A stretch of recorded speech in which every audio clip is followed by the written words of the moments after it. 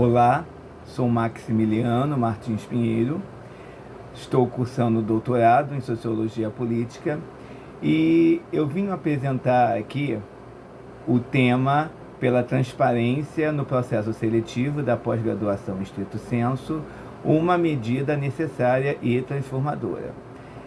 Então, o clientelismo na seleção dos pós-graduandos e a autoridade abusiva dos docentes ainda coexistem nos cursos de mestrado e de doutorado, e tudo isso é decorrente da própria formação da Universidade Brasileira, que, conforme os dados históricos, ela mostra uma gênese elitista e segmentada, ou seja, ela teve uma origem elitista e segmentada.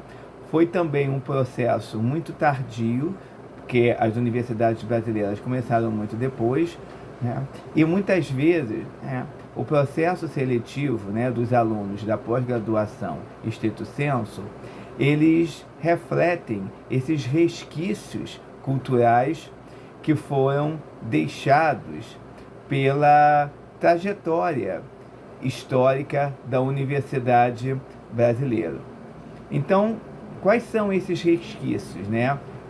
Nós sabemos que nas universidades existe muito elitismo, existe muito compadrio, né, feudo, ou seja, né, aquele tipo de sistema que a gente chama, né, de jogo de cartas marcadas.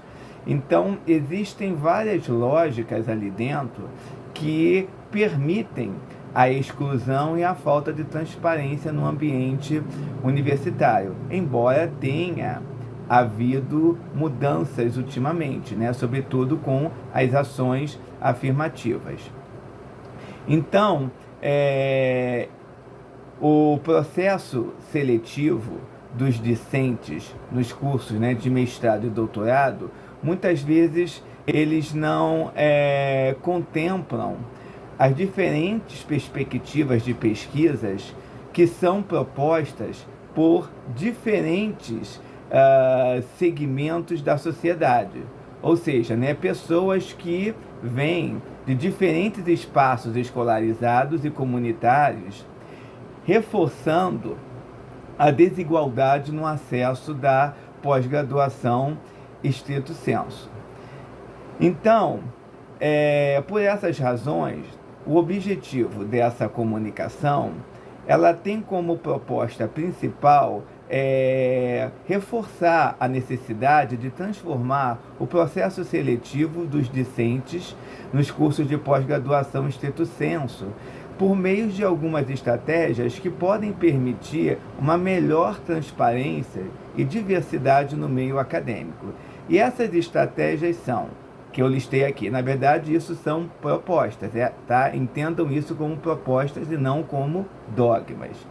Então, é a possibilidade de acesso às avaliações escritas, a correção e entrega dos projetos de pesquisa e uma melhor simetria entre a análise curricular e a entrevista nas etapas seletivas. É bom colocar aqui duas coisas.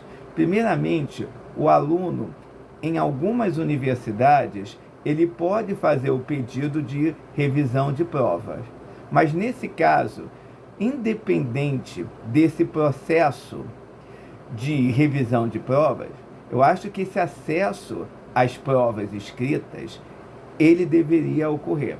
Eu acho que isso se torna imprescindível o aluno perceber, né, a que ponto ele errou, a que ponto ele acertou. Não estou colocando aqui a necessidade do aluno exigir uma nota maior, mas eu estou colocando aqui a necessidade de ele ver como ele se saiu nesse processo de forma mais transparente. Em relação à questão da entrega dos projetos de pesquisa, é claro que os alunos eles podem requerer a documentação e, nesse caso, o projeto de pesquisa, muitas vezes ele é entregue. Mas o que eu estou propondo é que o projeto de pesquisa seja entregue por aluno e corrigido, principalmente no caso do doutorado, porque é um projeto de pesquisa que é muito mais complexo. Eu já tentei doutorado várias vezes, muitas vezes, 8 vezes, tá? E nós gastamos dinheiro, nós gastamos tempo, então é um processo que exige muito esforço. Então eu acho justo que os alunos recebam o projeto de volta. E em relação à entrevista, né, durante as etapas seletivas, acho fundamental que o currículo Lattes ou então um currículo paralelo, porque depende muito da instituição. Tem instituição que cobra a entrega do currículo Lattes e tem outras instituições que pedem para que o aluno faça um currículo próprio, ou seja, um currículo acadêmico próprio. Então, nesse caso, eu acho que a experiência do aluno atestada nos currículos, ela deve ter um valor mais forte do que nas entrevistas. Por quê? Existem muitas subjetividades nas entrevistas. Então, aquele docente que está querendo transformar aquele curso de pós-graduação, aquela seleção, né, de pós-graduação no jogo de cartas marcadas, ele pode conduzir a entrevista da maneira como ele quer. Para vocês terem uma ideia, em 2 entrevistas que eu participei, as professoras, elas tiveram a coragem, isso não é mentira, foi coisa que aconteceu, da primeira pergunta, né, que elas fizeram foi a seguinte: da onde você me conhece? Foi essas as perguntas que elas fizeram, mostrando claramente ali que há um processo clientelista, porque elas deixaram muito claro que conhecer o aluno antes é muito mais válido do que um processo de seleção mais transparente.